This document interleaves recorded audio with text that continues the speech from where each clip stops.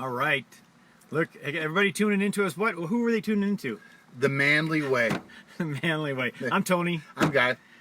Anyway, so today, what do we want to talk about? Well, we were just mentioning it's something. it's totally up to you because you were on talk Okay. about something. We were just kind of brushing some ideas, and one of them that really jumped Brushing out- an idea. Brushing an idea.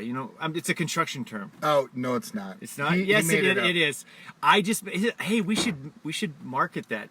Brushing an idea. Yeah, because a lot of times when you brush an idea on a wall, No. you're getting so far away. Yeah. You, Okay. You sent me on a scroll. What do you want to talk about All right. today, Tony? What do I want to What talk would you about like to today? talk about today? Well, actually, on the way into work today, I was listening to the radio, and there was a topic on there that really kind of caught my ear. And what it was the idea to me was how the media and the people and circumstances we're in influences who we are, when in reality, a lot of times that's not really who we are. It's just because that's what they're telling you. And that has always been a burden on my heart for people that are really not pursuing what they should be pursuing or who they are, Okay. their personal identity. And so, and I'm not even sure exactly how to tell you to look in that, except for taking the opportunity to really dig deep into some of the things you're doing. Is it really what you enjoy? Is it something that's natural? Because it's really, if it's you, it's going to be something that's really natural. You know what I mean? All right. And like for me, I remember as a kid, it was just like I grew up thinking that because I was around my dad a lot, that if I act like him, then that's what a person should be like. Sure. And my dad was just very, very, very outgoing, very outspoken, and quick-tempered. Yeah. And so I assumed that was normal. But that never, this is just a tiny bit of what really that I noticed was influencing me. So I started kind of acting that way, and later on I realized that's not who I am. I could tell that wasn't who I was. It didn't feel, it Okay. wasn't natural. It wasn't normal for me. Okay. And so what I'm seeing more in culture today is that people are choosing lifestyles and things that I could almost, I guarantee, if they really looked at it and they weren't influenced by the press and they weren't influenced by some of the media and different things that are telling people, if you're like this, then this must means you're this, or if you're a number 8, then you're a number. I forget. There's this whole thing about if you're an 8 or 7, a 2 or whatever. You know what? I think it's cute, but sometimes it goes too far. Yeah. And what happens is people begin to wonder, well, maybe I should be one of these things, or maybe I should be like that. Yeah. I mean, is this something you can kind of relate to, what I'm talking about here? Yeah, I can go back because things have changed so much with social media. Back when we were younger, you didn't have social media. A couple of years ago, right? A couple of years ago. You didn't have social media, No. so the people in your immediate surroundings were the people that influenced you Yes. on what you should do. Yes. And so you had a lot more, well, I'm going to act like my dad or my mom, or I'm going to act like grandma or grandpa. And some of those were really good influences. Some Yeah. of them weren't. I mean, but we just had a narrower, I guess, group of people to pick from. Right. Now, with social media, there's such a wide range to pick from. It's almost like younger people lose themselves in what to do and who they really are. Right. And they don't have time of reflection. Mm-hmm. And I think the art of being bored is gone. Yes. Just sitting and being bored and thinking about things. I like it's like time. Well, we're in Montana, so Tony and I have had time, hunting or going out and just being away from it all. Hiking, taking a hike somewhere. Taking a hike, doing whatever, and Yeah. it's time that you can spend really thinking about things. And also, we're always like about 500 miles between each town. Yeah, It seems like so. You yeah. have plenty of so time so behind the steering wheel. we spend hours driving Absolutely. and stuff like that. So we actually have time to turn things off and really think. Mm-hmm. Well, so the newer generations don't really do that. They're constantly entertained. They're constantly being fed something, Yep. and it's harder. I think it's harder to find so, too. find identity. Yeah. And so it's one of those things that it's like the art of being bored, the art of just waiting long enough until your brain catches up with, I've been sitting long enough. I actually are starting to think my own thoughts. Mm-hmm. And your own thoughts are what you really might not be what you thought they were. Mm-hmm. And I'm subject to that right now. I haven't talked a lot about it, but I'm going through a lot of life. There is a lot you're going through. Changes in life, and if I don't take time away and really think about what's going on and what my responses are to that, I won't really know how to react. I won't really know who I am, and so I can't just always be entertained. I need to spend time away from that. I don't know how to, Tony. How do you explain to somebody who hasn't really done it the art of being bored, the art of... I love that statement, the art of being bored. Yeah. But it's so true. Actually, it's what made me think of, and this dates me. Have you ever heard of Mary Tyler Moore show? Yeah. Yes. Okay. Yeah. There was an episode, I remember years ago watching it, and it's where her friends were telling her that she was just go, go, go, and she didn't have time to herself. She wasn't really taking time to reflect and think on her own and be by herself, right? So they basically locked her in her apartment and said, you're going to stay here for the entire weekend and just think. Now, back then, she didn't have social media, Exactly. 24-hour news, all that computer, all that stuff. So locking her in her apartment would be like, you can't be with people. Exactly. It'd be like taking our phone and giving it to someone else in a different house almost. And I've actually had to do that with my daughter just to get her to think her own thoughts. We've had to remove the phone, the iPod, the iPad, whatever it was, and the computer until she kind of recentered herself on who she is. Yes. And it's amazing because a 13, 14-year-old kid who says, that was really good for me. I'm really glad I did that. That she realizes that she wasn't just mad at us, that she realizes, oh, I kind of really need that. Yeah. That's good.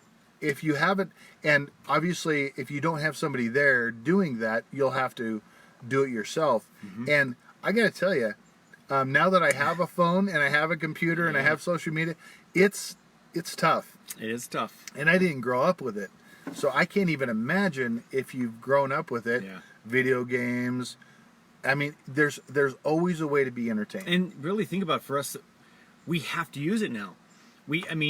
For us to stay in business and stuff, we have to be connected the same way. Yeah. And we were just talking about it. We had a little short meeting, and we're talking about how everyone's, they're texting like this here, and we're still like, yeah, right? Yeah, because we're so slow at it. But but we have to slowly adapt to it because our culture is. Yeah. But I guess that was my point, where it seems like you can get so lost in becoming, as far as who you really are. Yeah. And becoming what the society and social media tells you who you are. And in a sense, I see these kids. They see all of this quick bit of information. Is like all these people are perfect, and they're not. And I'm telling you right now, those people out there. And when Tony's talking about kids, he's talking about anybody 30 years old and younger. That's right. So you're kids then. They're a kid to him. Yes. Well, us. But it's true. I mean, if you look at, and there's jokes about it now, that who you portray on Facebook or Twitter or whoever, it's not really who you really are. It's kind of a glamorized version of you. So true. And I know that, okay, I'll give you just a glimpse, just a teeny glimpse. When I started going through my divorce with my wife, my friends, all of our mutual friends, were shocked. Because they're like, well, you didn't say anything on Facebook about this. I mean, you guys have been having troubles for, years, and you haven't.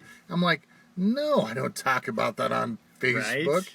And they're like, well, we thought everything was fine because they hadn't heard anything on Facebook. That's a good point. They just expect you to air everything on Facebook. Right. And we don't, so they thought that we were just fine, just Right. because they didn't hear anything.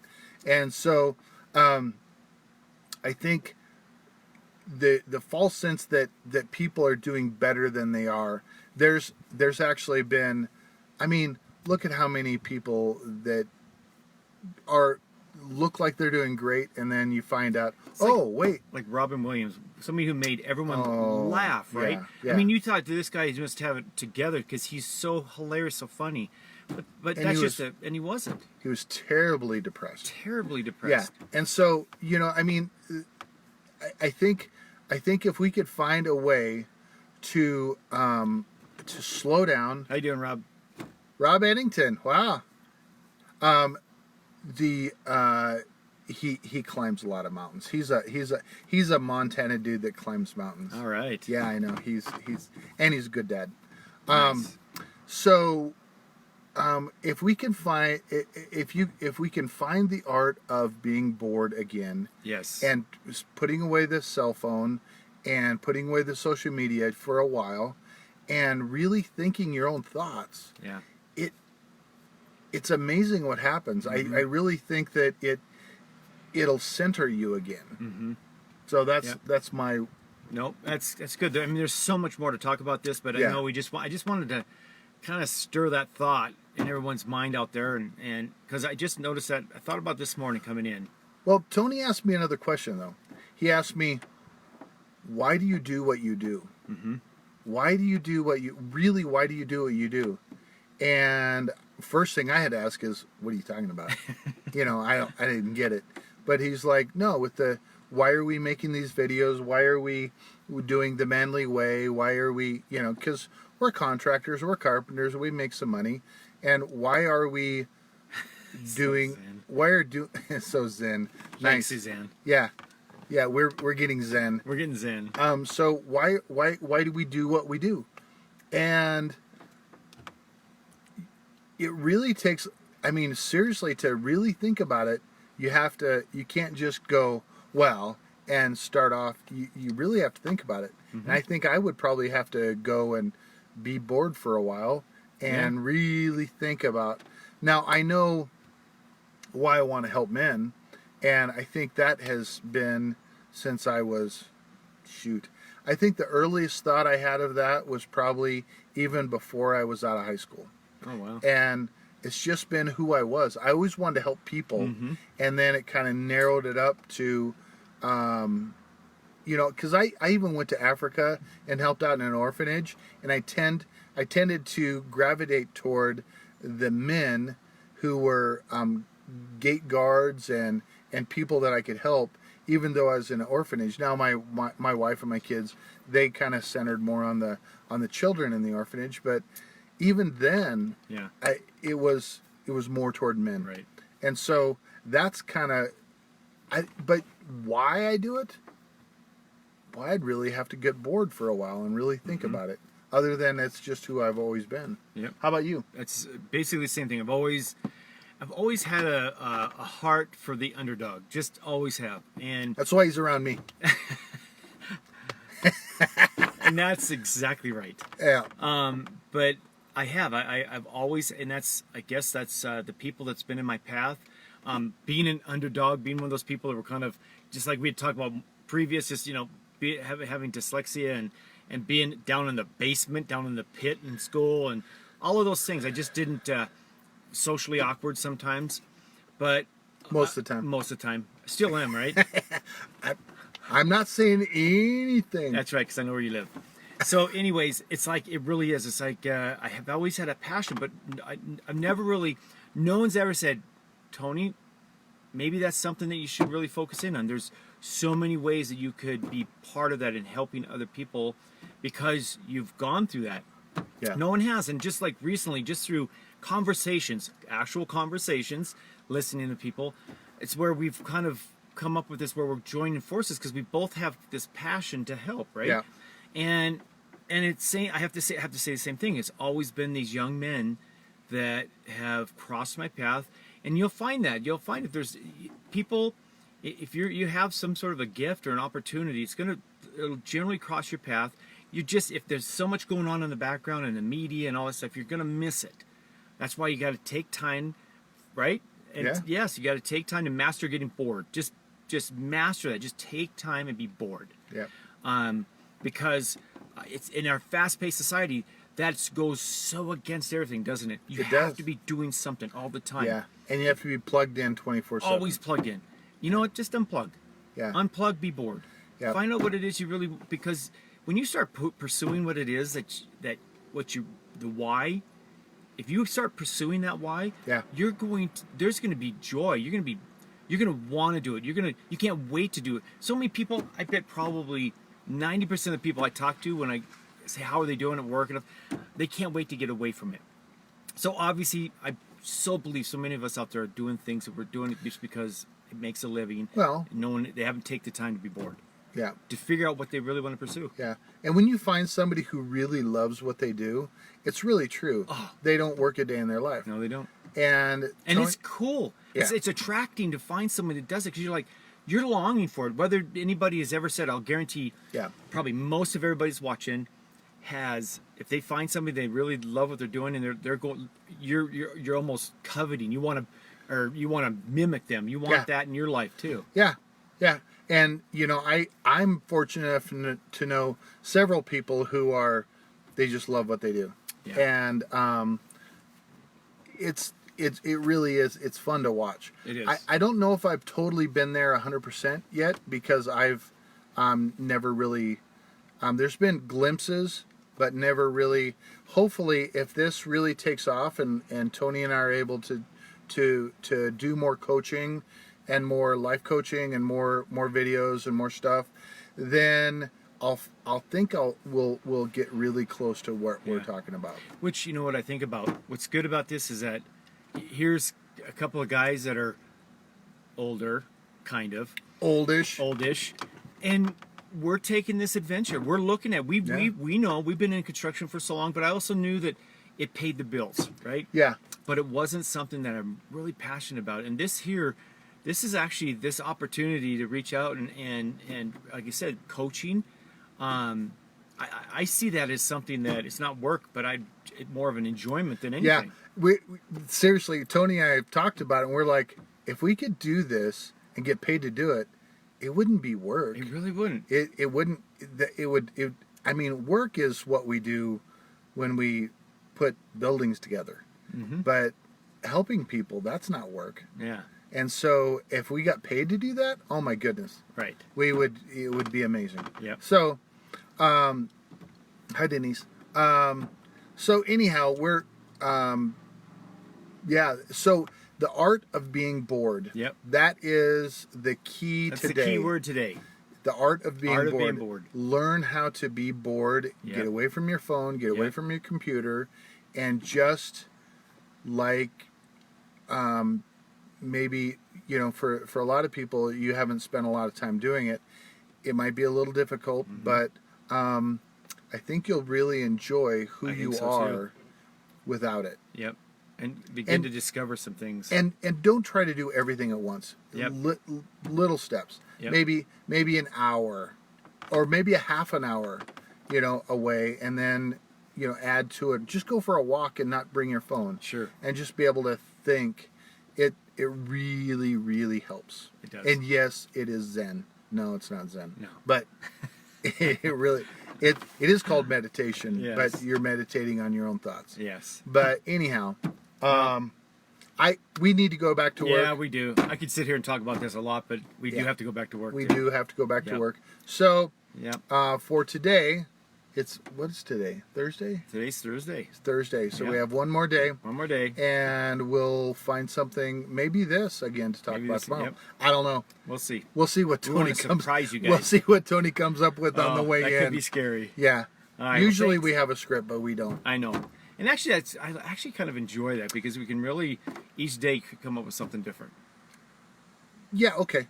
I'll go Yeah. with what he said. Sounds good. All right. All right. Thanks for tuning in to Manly Way, I'm Guy. and I'm Tony. Bye.